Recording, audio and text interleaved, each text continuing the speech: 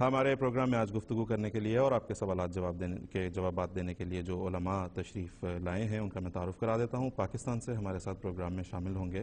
مکرم محترم مجیب الرحمان صاحب ایڈوکیٹ، اور پاکستان ہی سے ہمارے جو دوسرے عالم دین ہیں وہ ہیں مکرم حافظ مظفر احمد صاحب، اور یہاں پہ لنڈن اسٹوڈیوز میں ہمارے ساتھ تشریف رکھتے ہیں مکرم محترم مولانا عبد المومن طاہر صاحب اور مکرم محترم مولانا نصیر احمد قمر صاحب۔ تو ہم یہاں سے اب اپنی گفتگو کا آغاز کریں گے۔ سب سے پہلے میں بات کروں گا حافظ مظفر احمد صاحب سے۔ حافظ صاحب السلام علیکم ورحمۃ اللہ۔ جی حافظ مظفر احمد صاحب السلام علیکم ورحمۃ اللہ۔ السلام ورحمۃ اللہ۔ جی حافظ صاحب، آپ سے میں یہ گزارش کرنا چاہتا ہوں کہ جہاں تک بات ہے حضرت مرزا غلام احمد صاحب قادیانی مسیح موعود و مہدی موعود علیہ الصلوۃ والسلام کے دعوے کی اور اس دعوے کی صداقت کی، اس پہ تو بات چل رہی ہے، بات چلتی بھی رہے گی کہ یہ اس پروگرام کا مقصد ہے ہی یہ کہ ہم حضرت مسیح علیہ السلام کے دعوے اور اس کے جو صداقت کے نشانات ہیں ان پر جو ہے وہ ہم بات کریں۔ لیکن آپ اگر ہمیں یہ بتائیں، دعوے اور دلیل پہ بات چل رہی ہے، اس سے ہٹ کے اگر آپ ہمیں یہ بتائیں کہ ساری عمر حضرت مرزا صاحب علیہ الصلوۃ والسلام نے، جو کہ امام مہدی تھے، مسیح موعود تھے، انہوں نے یہ دعویٰ کیا، ساری عمر ان کی کس مصروفیت میں گزری ہے؟ کیا چیز تھی ان کی جس کی وجہ ساری عمر انہوں نے جو کام کیا وہ کیا کام تھا؟ جی جزاک اللہ آصف صاحب۔ بسم اللہ الرحمن الرحیم۔ اللہ تعالیٰ نے حضرت مرزا غلام احمد قادیانی علیہ السلام کو اس زمانے کا مجدد اور مسیح و مہدی بنا کر بھیجا، اور آپ کا ایک بڑا کام احیاء دین تھا، جیسا کہ آپ نے ذکر کیا کہ سریا سے لا کر آپ نے ایمان کو قائم کیا، اور یہ ایک بہت تفصیلی موضوع ہے کہ آپ نے ایک ایسی عظیم الشان پاکیزہ دینی اور روحانی جماعت قائم فرمائی کہ علامہ اقبال نے بھی کہا کہ پنجاب میں اسلامی سیرت کا ٹھیک نمونہ اس جماعت کے اندر ہے۔ لیکن یہ ایک بہت تفصیلی مضمون ہے، اس وقت اس میں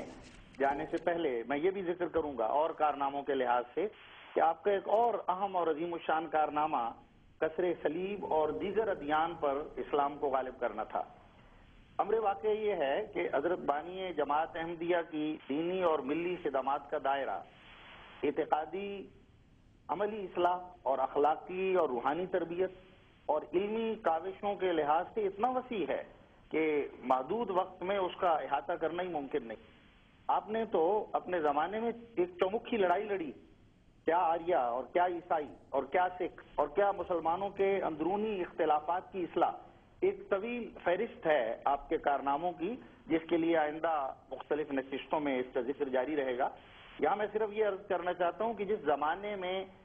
اسلام تمام مذاہب کے حملوں کی زد میں تھا، اس وقت آپ نے اسلام کے دفاع کا بیڑا اٹھایا، جب مولانا حالی یہ کہہ رہے تھے کہ فریاد اے کشتی امت کے نگہباں، بیڑا یہ تباہی کے قریب آن لگا ہے۔ اس وقت آ کر حضرت بانی جماعت احمدیہ نے اسلام کی خدمت کے کام کا آغاز کیا ہے، اور آپ نے جو 80 سے زائد تصانیف فرمائی ہیں، اس میں جو پہلا شاہکار تھا وہی آپ کی کتاب براہین احمدیہ ہے، جس کے ذریعے آپ نے اسلام، قرآن اور حضرت صلی اللہ علیہ وسلم کی سچائی کو دنیا پر ثابت کرنے کے لیے جب پیش کیا، اور 10,000 روپے کا اس زمانے میں انعام مقرر کیا اور کوئی اس کا جواب نہ پیش کر سکا، اور ایک تہلکہ مذہبی حلقوں میں اس کتاب نے مچا دیا، یہاں تک کہ اس زمانے کے چوٹی کے عالم مولوی محمد حسین صاحب بٹالوی اہل حدیث کے لیڈر، رسالہ اشاعت و سنہ کے ایڈیٹر، انہوں نے بھی مانا اور تسلیم کیا کہ اس کتاب براہین احمدیہ کی نظیر آج تک اسلام میں تالیف نہیں ہوئی۔ دوسری طرف دیگر مذاہب کا جہاں تک معاملہ ہے، آریوں سے مقابلے ہوئے، عیسائیوں سے مقابلے ہوئے، مگر میں نے عرض کیا کہ کسر صلیب کے حوالے سے بات کروں گا۔ یہ پس منظر جاننا ضروری ہے کہ 19ویں صدی کا جو آخر ہے اس میں ہندوستان میں انگریزوں کی حکومت تھی،